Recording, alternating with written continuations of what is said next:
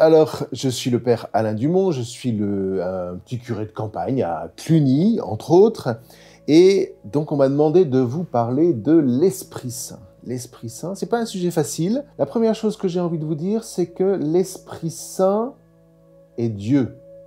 L'Esprit Saint est pleinement Dieu, voyez. Et or, Dieu, comment est-ce qu'on peut l'entendre? Dieu, c'est pas un personnage, c'est pas... Voilà, c'est l'être. Dieu, c'est l'être qui fait être. Jésus va l'appeler le Père, le Fils et l'Esprit Saint. Ce sont comme trois faces du même Dieu. Voilà, Dieu a trois faces personnelles, voyez, mais complètement dans l'unité. C'est-à-dire, on ne peut pas parler de l'Esprit Saint sans parler du Fils, on ne peut pas parler du Fils sans parler du Père, on ne peut pas parler du Père sans l'Esprit Saint, sans parler du Fils, etc. Donc, il ne faut pas transformer l'Esprit Saint comme un instrument de Dieu. Ça, c'est une première chose qui est essentielle. Si vous voulez, c'est la face, l'Esprit Saint, c'est la face inspirante de Dieu. Voilà. Et tout ça va faire que l'être se transforme ou se perçoit comme une puissance de vie. Une puissance de vie, c'est-à-dire que quand je crois en Dieu, quand je perçois quelque chose de l'être qui me fait vivre, qui passe en moi, tout devient parlant. Tout devient inspirant. Et l'Esprit Saint, c'est donc celui qui va susciter en moi cette inspiration qui va me permettre quoi? Mais de comprendre et d'interpréter ma propre vie. Si je suis dans une impasse, de mettre les mots nécessaires qui vont ouvrir l'avenir, et c'est ainsi que Dieu me libère de toutes mes convoitises, de toutes mes impasses, enfin bref, de tout ce qui m'empêcherait de vivre. Il me fait revivre. Et donc, l'Ancien Testament, si vous voulez, va commencer à décrire ça. Mais vous prenez le chapitre de la Genèse, premier chapitre, les premiers versets, on vous présente, pour un chrétien en tout cas, la Trinité. Au commencement, Dieu crée. Le commencement, c'est le Père. La face de Dieu qui dit « il y a un commencement », c'est le Père.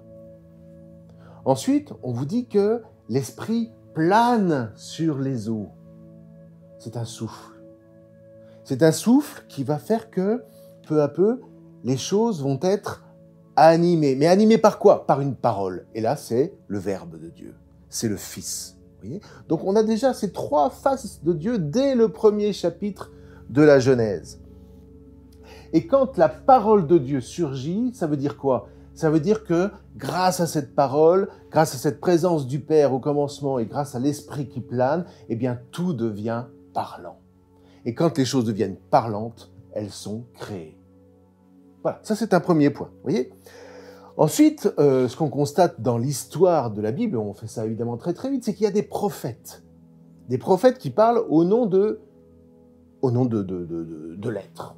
Hein. Mais qu'est-ce que c'est qu'un prophète? Le prophète n'est pas celui qui va dire, qui va déclarer l'avenir, ça c'est un voyant, c'est autre chose. Le prophète, c'est celui qui, à la lumière de l'Esprit Saint, sait précisément interpréter ce qui est en train de se passer et qui va proclamer au nom de Dieu, dans la puissance de l'Esprit, cette parole qui va faire que pour ceux qui entendront le prophète, eh bien, ils vont pouvoir prendre un chemin qui n'est pas le chemin qu'ils étaient en train de parcourir, alors même qu'ils se sentaient remis dans leurs propres mains, si vous voulez, si on peut dire ainsi. Le prophète, c'est celui qui est comme le lieutenant du Verbe, qui parle au nom du Père et qui parle dans l'Esprit Saint. Au début, les premiers prophètes dans l'Ancien Testament, c'était un petit peu des chamans. Alors, ça chantait, c'était un peu excité. Mais très, très rapidement, les vrais prophètes sont devenus ceux qui parlaient. Et vous aviez des scribes qui écoutaient dans les sanctuaires les paroles des prophètes et qui les mettaient par écrit. Et ces paroles-là sont restées vivantes parce que qui va s'en imprégner, qui va visiter les prophètes? Vous pensez à Isaïe, à Ézéchiel, à Jérémie pour les plus grands, mais pas seulement. Et bien tout d'un coup, cette parole-là devient une lumière, elle devient inspirante. Et c'est à travers cette parole que l'Esprit Saint parle, pour nous. D'où l'importance pour des chrétiens de connaître la parole de Dieu. car l'Esprit Saint ne fait jamais que reprendre cette parole et nous la redonner de façon à ce que nous la comprenions toujours un peu mieux, et puis qu'elle nous éclaire au jour le jour, et qu'un avenir reste toujours ouvert pour nous. Voyez, le projet de Dieu dans l'Esprit Saint, c'est de nous transmettre cette vie.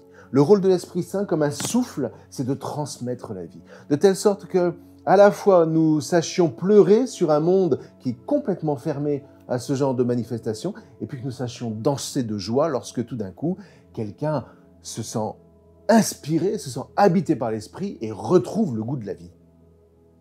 Le chrétien, c'est celui qui a vraiment le goût de la vie. C'est celui qui a le goût de transmettre cette vie au nom de Dieu.